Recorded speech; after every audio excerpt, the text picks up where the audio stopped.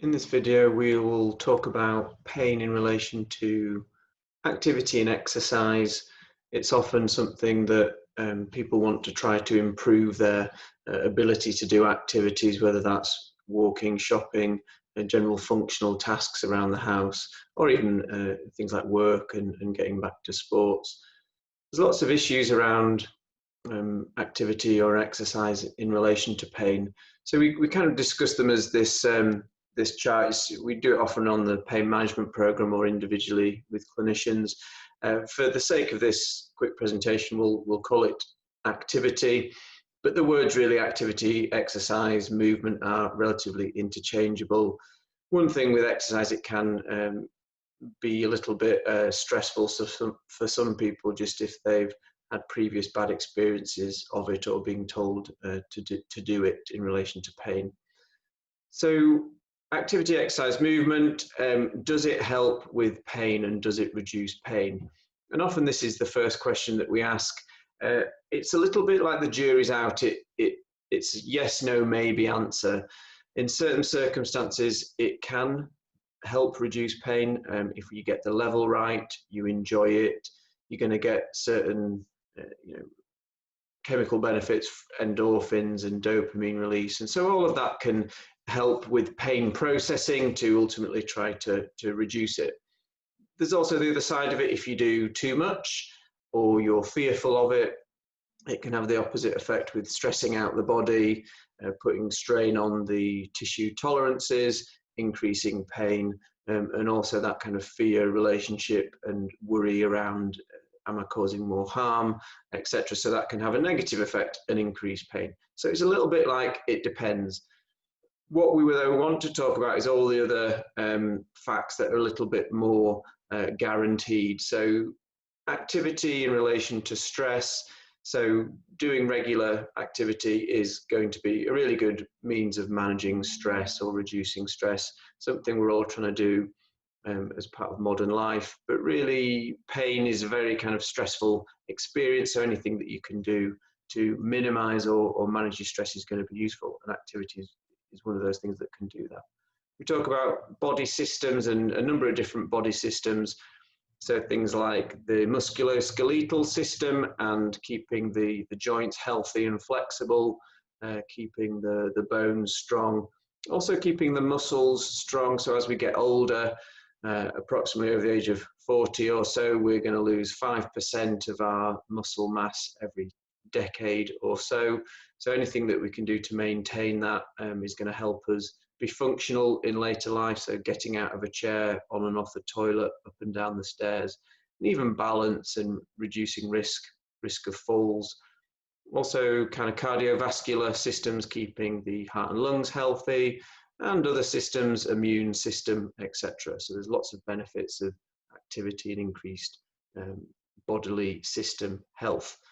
We talk about the community and the benefits of activity and linking into the community. So whether that's local charities or church or scout group, it doesn't really matter. But if you are doing regular activity, you're going to be linked into your community. So that's socialization, good for mood, good for mental health.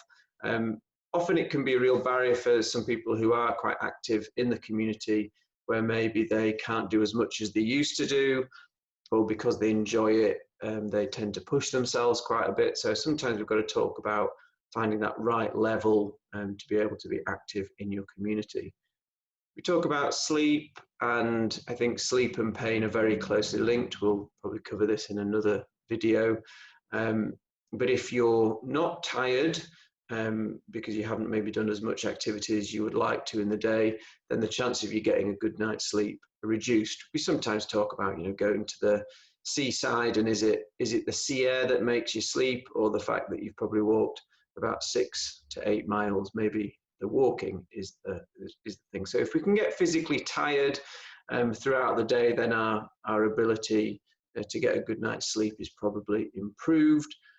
And therefore we can often handle some of the life stresses and pain stresses the day after if we've had a better night's sleep. So disease reduction, We talk about things like diabetes and obesity, again, with the links to activity of positive outcomes for these things if we can maintain activity levels or increase activity levels. Confidence, this links into some of the body system stuff, really, of our ability to do the tasks that we want to do without fear, and that could be falling, or some of the problems we have of even sometimes getting out of a chair, and the fact that we might not want to go out and socialize as much if we're starting to get restrictions on our ability. So that when our ability improves, our confidence is going to improve, and just kind of leading a fulfilling life in relation to that. So all these factors start to tie into our general well-being and our kind of general enjoyment and fulfillment of life. There's an interesting video that you can see on YouTube called The Last 10 Years, and I think the original one was done by the Canadian Heart Association. It's quite a striking video. You've got the same guy, but a split screen of his last 10 years.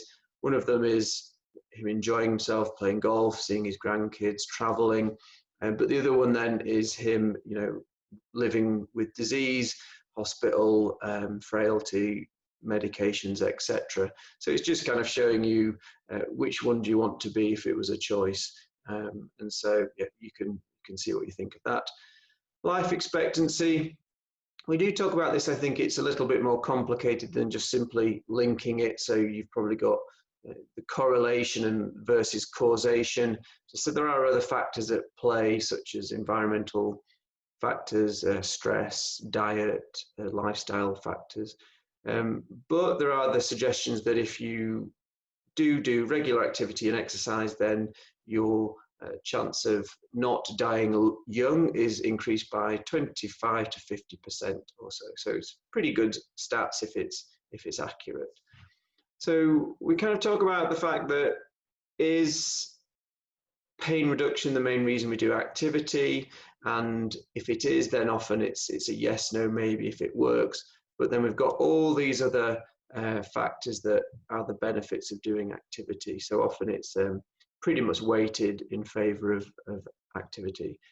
So we know it's good. What is the dosage then? And I think that depends often to the person.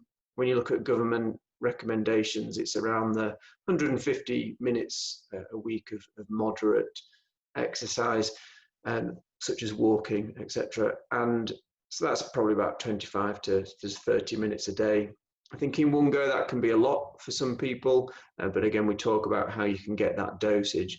But that isn't in the gym. 30 minutes in the gym, that's normal movement. That could be gardening, walking, shopping, DIY, etc.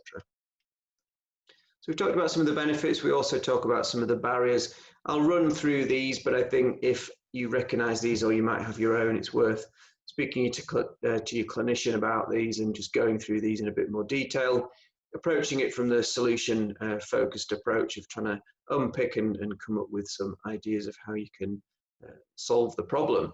So we've got time, busy lives, whether we're working, jobs, kids, etc. But again, it's how we can fit or prioritize activity into our lifestyle. And if time is a factor, we don't necessarily need an hour to go to the gym. There's lots of ways that we can do short amounts of activity that can really add up to positive effects over the weeks and months. We talk about mood. So I guess if mood is low, exercise is the last thing that we want to be doing. Also, if you add pain to that problem. Sometimes we talk about what is the outcome of doing it, and you don't generally feel worse if you've had a nice walk outside. But again, that's to the individual, so we talk about ways and means to approach that. Motivation. Again, this links into mood and pain. Trying to motivate yourself isn't always the easiest thing. Sometimes you can look at the long-term outcomes and ask yourself those questions of what will I be like in 5 years if I do this versus what will I be like in 5 years if I don't do this. Also having accountability partners or training partners can be really useful to try and get over some of these barriers. Fear is a common one. Well, I'm going to do more damage, I'm going to make things worse. And that's when we come back to some of our explanations around the pain system and the sensitivity of it, and why often increased pain isn't in relation to tissue damage or damage to the body, more the sensitive alarm being set off. Sometimes when people know that, it reduces some of that fear element, but also then finding movements and activities that don't create fear. So if washing the car and you know, bending over and reaching creates fear, then let's sometimes break that up and find activities to build back up to that, so increasing our confidence. Money, yes, swimming and going to the gym does cost and can be quite expensive. So sometimes it's looking at access to leisure from some of the local councils and you know, cheaper times that you can go to the gym, or also looking at things that don't cost any money, walking, or some of the routines that you can do at home, or using resources like YouTube can be really good. The weather, I think, in the UK is a factor for some people and can link into that motivation. It's often easier to go outside and exercise when it's sunny. So we talk about, again, ways and means to try and do some of those movements and tick that box if the weather isn't as good. Pain is an obvious one, and I think it links into sometimes certainly the mood, motivation, fear. And again, we come back to some of the explanations in the beginning part of the coping graph that we went through on another video, of just trying to build back some of that coping confidence, and start with the knowledge of pain and the reassurance that it's safe to move and that you're not going to damage yourself. Looking at expectations is a big one, sometimes can be a barrier to get going, and that expectation can be return on investment, so people might not see the benefits straight away, but also it might be the expectation of what they used to do. So they might have used to be able to walk for an hour, but now it's more like 5 minutes. So it's the acceptance of where they're at the minute, and being, you have to like it, but it's being okay with that, and then step by step trying to improve that over time. Lastly, there's a nice infograph on the left-hand side from the World Confederation for Physical Therapy, just really summarizing what we've talked about and finding, you know, the right person to try to help you with this. Some of the top tips that we go through, we talk about fun theory. So if it's not fun, you're probably not going to do it. I think that's why gym memberships may drop off in February when they peak around the January time. So if it's fun and enjoyable, then you're far more likely to keep going versus, you know, boring and painful and not necessarily seeing the value in it. Having a pleasant routine so that it doesn't become a chore. This is different for everybody, and it really depends on what type of movement, activity, or exercise you like doing. For some people, it might be golf. For some people, it might be yoga. So really finding what you enjoy, and then you're more likely to do it. Avoiding the boring really links in with the above. Often we don't necessarily give specific exercises of 10 exercises to do 3 times a day. Often when we're looking at persistent pain, it's movements and activities of value. So that could be increasing your walking or getting back to certain activities that you enjoy doing. Sometimes we do look at specific things for some general strengthening, whether that's simple things like sit to stands or some upper body work. Exercise snacking is a really interesting concept that we go through. So the University of Bath have done some good work on this, so it's worth Googling University of Bath exercise snacking, and you'll find some of their PDFs on exercises that they recommend. I don't think it necessarily matters what exercise you do, but it's this idea of snacking it up and chunking it up into the day. So 25 to 30 minutes is about the right dose per day, and that's too much in one go. You've got some options, so 3 times 10 minutes, 6 times 5, 12 times 2.5. So you kind of get the idea. These short little bursts of movement or activity really add up or can build up to that 25 to 30 minutes, but aren't going to have the same sometimes stressful effect on the body or the tissues.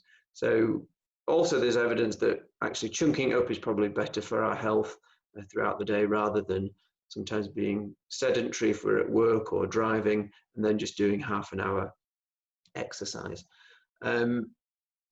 Also with exercise snacking, it's how you fit it into your day. So often I'll recommend, while you're waiting for the kettle to boil, can you do a few heel raises? Can you do a few kind of small knee bends, or even, the kind of push-ups on the kitchen work surface? Whatever works for you. And again, you can speak to your clinician about trying to find some of those exercises or build a little routine that you can do.